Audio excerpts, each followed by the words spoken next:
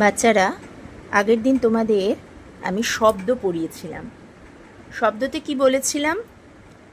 ধ্বনির পর ধ্বনি জুড়ে অর্থবহ যে শব্দ তৈরি হয়, যেমন তেমন বসিয়ে দিলেই তা পুরোপুরি মনের ভাব প্রকাশ করে না।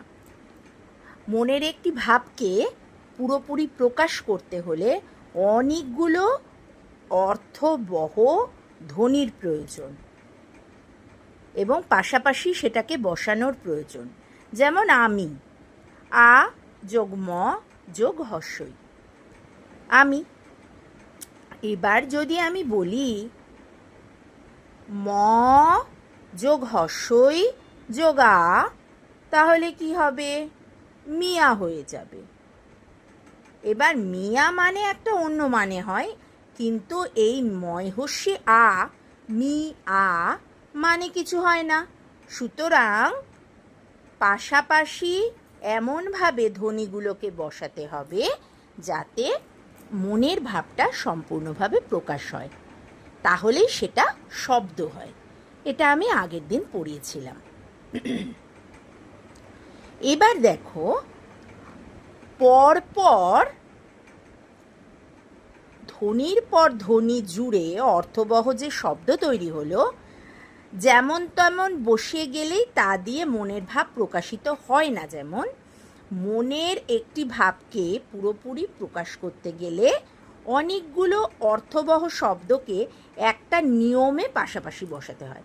আগে ধ্বনি বসিয়েছিলে, এবার শব্দগুলোকে নিয়মে বসাতে হবে।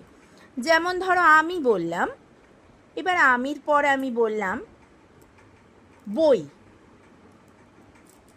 বই বললাম। তারপরে বললাম পড়তে, তারপরে বললাম চাই, তারপর দাঁড়ি দিলাম। এইবার এইগুলো এক একটা কি? আমি একটা শব্দ, বই একটা শব্দ, পড়তে একটা শব্দ, চাই একটা শব্দ। কিন্তু এবার আমি যদি এগুলোকে এলোমেলো করে দিই, চাই, পড়তে, আমি, বই, তাহলে কি এটা মানে বাক্য তৈরি হয়? বাক্য হবে? চাই, আমি, পড়তে, বই উল্টো পাল্টা করে সাজিয়ে দিলাম আমি, তাহলে বাক্য তৈরি হবে না। বাক্য তৈরি করতে গেলেও এই যে শব্দগুলো তোমরা পরপর পেলে, আমি, বই, পড়তে, চাই, এই যে এগুলো তো এক একটা শব্দ, এগুলোকে সঠিকভাবে বসাতে হবে। কিভাবে লিখতে হবে? আমি বই পড়তে চাই। তাহলে প্রত্যেকটা শব্দকে আমি ঠিকঠাক করে বসালাম। আমি একটা শব্দ, বই একটা শব্দ, পড়তে একটা শব্দ, চাই একটা শব্দ। তাহলে এইগুলো মিলে কি হলো? বাক্য। আর বাক্য হতে গেলে সবসময় একটা বাক্য যদি বলি আমি, লাস্টে কিন্তু, শেষে কিন্তু একটা দাড়ি বসাতে হয়। ঠিক আছে? জ্যোতি চিহ্ন বলে, এই কমা দাড়ি এগুলোকে বলে জ্যোতি চিহ্ন। তাহলে দিতেই হবে দাড়ি। ঠিক আছে? এবার দেখো, তাহলে আমরা বাক্য কাকে বলবো? অর্থপূর্ণ কতগুলি শব্দকে পাশাপাশি বসালে যদি মনের ভাব পুরোপুরিভাবে প্রকাশ করে, তবে তাকে বাক্য বলে। ঠিক আছে? বোঝা গেল? তাহলে কতগুলো অর্থপূর্ণ শব্দকে আগে গুলাবে না কেউ। আগের দিন শব্দ পড়িয়েছিলাম, আগের দিন ব্যাকরণের শব্দ পড়িয়েছিলাম। তখন কতগুলো ধ্বনিকে পরপর বসিয়ে শব্দ হলো। আর এটা কি হলো? কতগুলো শব্দকে পরপর বসিয়ে যদি মনের ভাব প্রকাশ পায়, তবেই তাকে বাক্য বলে। ঠিক আছে? তাহলে আমি কটা বাক্যের উদাহরণ দেব। যেমন দেখো,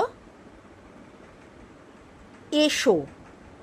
এখানে আমি এসো বললেও সেটা কিন্তু এখানে তুমি এসো বোঝাচ্ছে, কিন্তু তুমিটা এখানে নেই। কিন্তু আমরা শুধু তো বলি এসো, এসো বলে দাঁড়িয়ে দিই। ঠিক আছে, তাহলে কি ঠিক কটি শব্দকে পাশাপাশি বসিয়ে একটি বাক্য তৈরি হবে তার কোনো সীমারেখা নেই। তা নির্ভর করে বক্তা বা লেখকের ইচ্ছের উপর।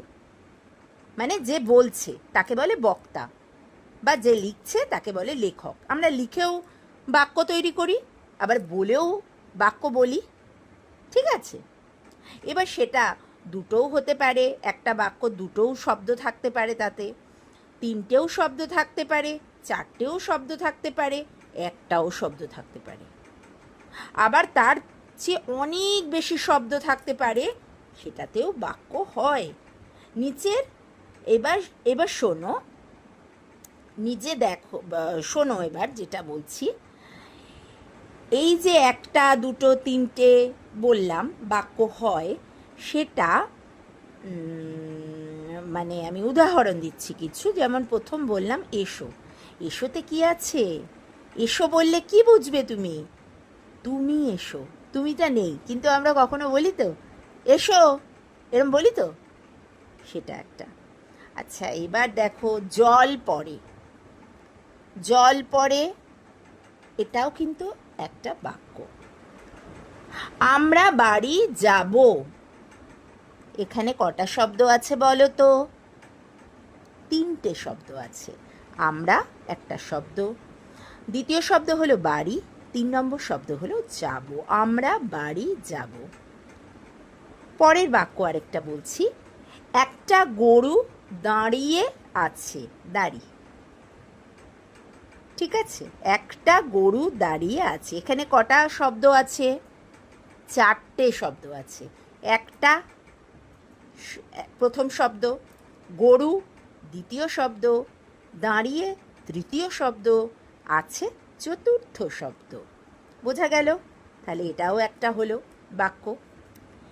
কুকুরটি লোকটাকে দেখে দৌড়ে গেল, এখানে কটা শব্দ আছে? গুনে ফেলো সবাই।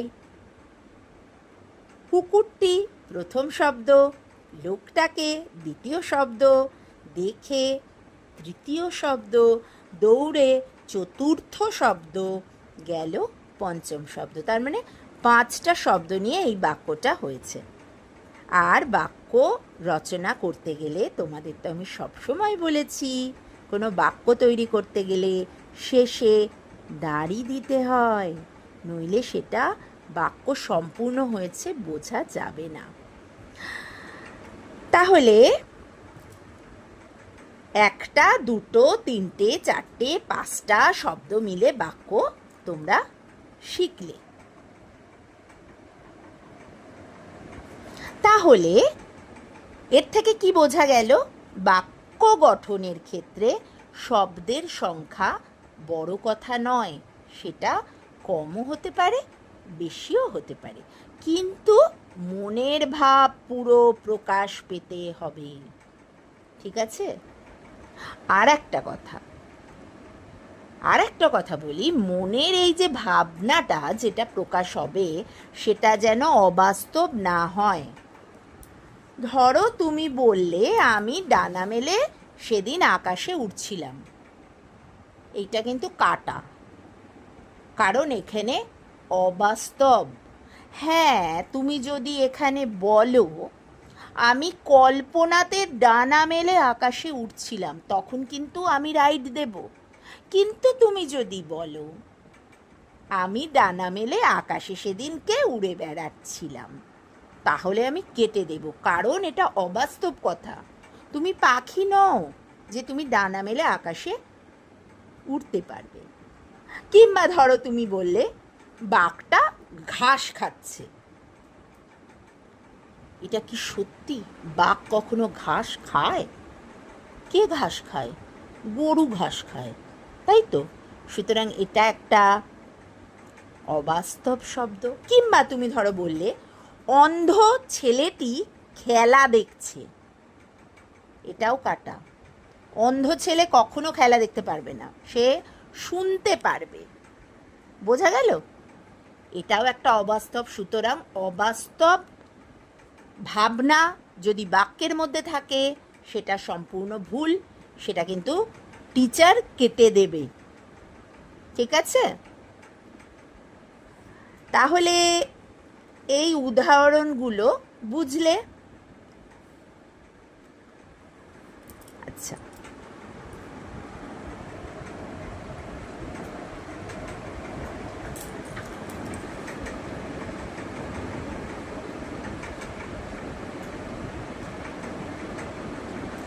তাহলে এইবার আমরা কি জানবো?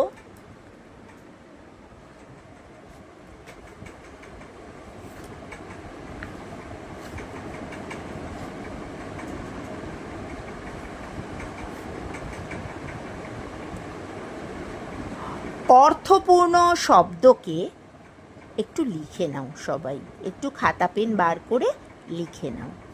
অর্থপূর্ণ কতগুলি শব্দকে পাশাপাশি বসালে যদি তা মনের একটি ভাবকে পুরোপুরি প্রকাশ করে তবে তাকে বাক্য বলে।